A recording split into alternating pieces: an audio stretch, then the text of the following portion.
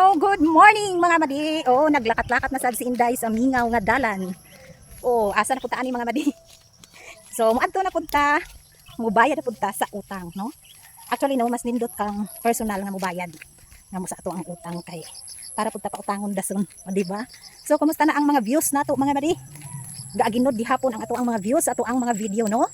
Dili lang ikaw ang nag-iisa, pati ako.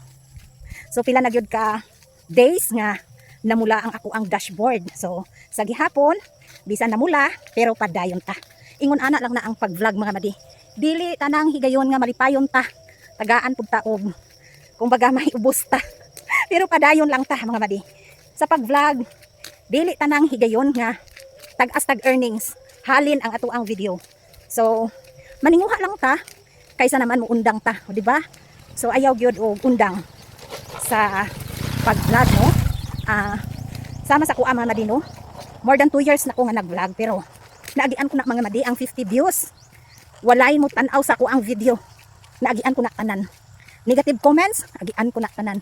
Even man sa personal or sa comment section diha mga madi, dili gid na nimo maiwasan.